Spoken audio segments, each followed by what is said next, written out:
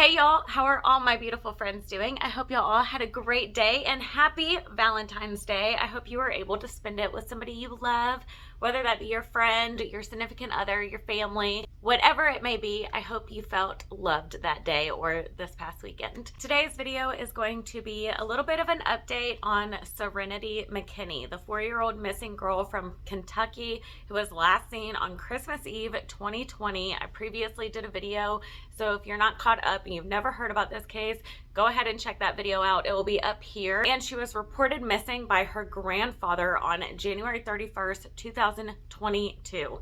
Yes, over almost 2 years later, she was reported missing.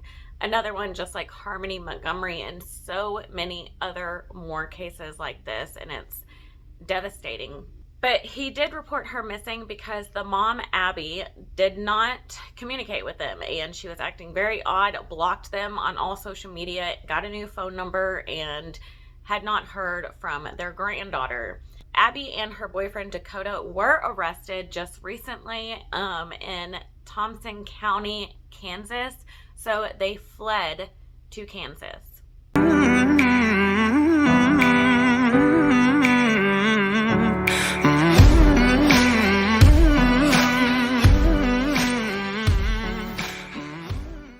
But real quick, I do want to thank you so much for clicking on this video, all my viewers and returning subscribers. I appreciate you so much. And if you are new and you have no idea who I am, hi, hello, my name is Mallory and welcome to Crime Time with Mal.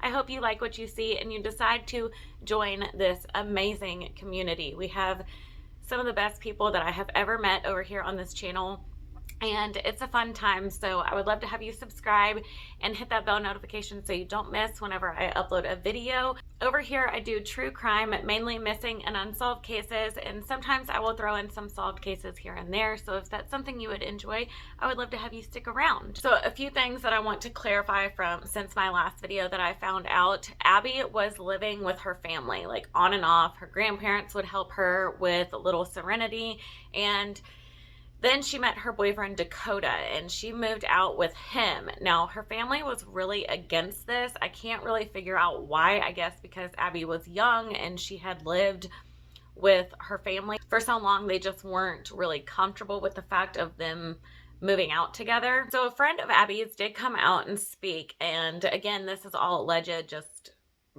just putting it out there. I don't understand why Abby's friend would lie about this, but you know, it's the internet.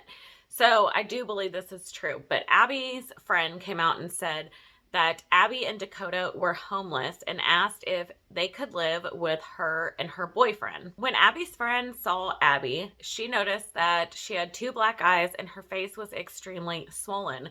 Being a concerned friend, she asked if Dakota did this to her, and she denied that he did, but that is, I do want to say that is very common in DV situations like we saw with Gabby Petito case, for the victim to just kind of brush everything off. But as she was living with Abby, she became more and more concerned and suspicious of Dakota. And at this point, she had blocked all of her family from social media. She got a new phone and new phone number. And anytime this friend would try to talk to Abby alone, Dakota would be like right there, wondering what they were talking about, would never leave Abby alone with really anyone. He always had to be right there, making sure he knew what Abby was talking about with her friends, which I think is a huge red flag. September of 2021, right before Abby and Dakota moved out, her friend said that she heard Abby and Dakota fighting with each other. Dakota was yelling at Abby, he was cursing at her, and she doesn't think that Dakota even knew that she was in the house. And then when he kind of realized that she was there, he like flipped a switch and became really sweet, respectful, and caring towards Abby. She said it was really odd that he just flipped a switch like that, and like he was saying some really hurtful, horrible things to Abby. And because of this blowout between them, the friend just kind of told Abby that she wasn't allowed to stay there with Dakota anymore and they had to leave. So Abby and Dakota moved out. And I guess they were homeless then. But what's alarming, during this time that Abby and Dakota were living there, the friend never saw Serenity. And every time she asked about Serenity, she made up excuses like, oh, she's at this place, or she's at daycare, or she's with a friend. And she didn't think anything of it. She trusted her friend. She just thought, okay, well, she's homeless, so maybe she just brought her somewhere safe until she was more settled, then she could bring Serenity in to live with her again. Now, police did find Abby and Dakota in Kansas, like I said, which, why are you in Kansas? If you have a child missing, why would you go to a complete another state? That tells me that something is not right. You have to be hiding something. If you're going to flee to a completely different state, allegedly, you're hiding something. All you have to say is, hey, she's with this family member, or she's with this person, and bam, it's all checked out. You're fine. You know what I mean? Like, something isn't adding up here. We're missing a good part of the story, obviously. And I want to really bad believe that Serenity is okay and she is with a family member, she is with somebody, but at this point she is considered a missing person. And if she was with one of these family members, then they would come forward and say, hey, Serenity's fine, she's not missing, she's over here. So that leads me to believe that either Abby or Dakota allegedly did something to this poor sweet baby. Now that they are arrested, I don't believe that they have been talked to by Kentucky police, because I think they are still being extradited to the state. I can't speak, but I believe they're still being in the process of coming back over to Kentucky. So we should hopefully hear more. It's been like almost a week since this has happened, so I really hope that they get them over, and that since they'll be separated, Abby will start talking about what she knows happened. And Abby's family is saying that Abby would never hurt Serenity, but she has completely changed since meeting Dakota. And that could be because of, we talked about Dakota's past in my previous video. It could be because she is with a controlling, narcissistic person. I'm not even going to call him a man, because he's not. But that is very well the case when you're almost brainwashed when you're in that type of situation, and you can't think outside of the little bubble that you are in, which is unfortunate because there's a little girl involved in that little bubble.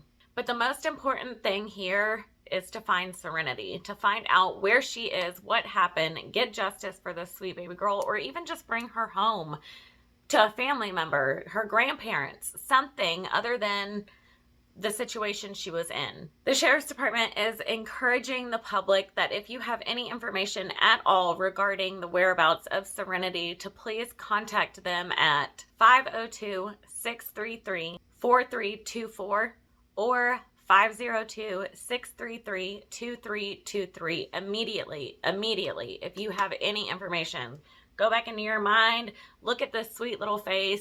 If you are friends with Abby or Dakota and you know anything, no matter if you don't think that it's a really huge detail, it might just lead to something that's even bigger. So please contact them. And family is also asking that if you share her story, you share any videos regarding her, you talk about her on social media, to please use the hashtag #FindSerenity. I am hoping that we get more information, because there are so many gaps in this, and I'm going to keep doing my research. I'm going to keep searching about this every single day to try to find more answers and more information to bring to y'all, because this is important. These poor children go missing. They're in a home that they cannot be accounted for, and then they just wind up missing and reported missing after years of not being seen or talked to. We need a change, and something needs to happen. That is it for today's video. I will have another video up on Friday. It will be another missing person case, and you do not want to miss this one. This one, I thought it was just going to be like a regular missing person case, somebody who got lost, but the more and more I dig into this, the more and more I think that that is not the case. It needs to be talked about more. I have not seen a whole lot about it recently, and the police need to step up their game, in my opinion. So stay tuned for that video on Friday, and until then, I hope y'all have a great, positive week. Stay healthy, get out in the beautiful sun. It's almost spring, and I could not wait.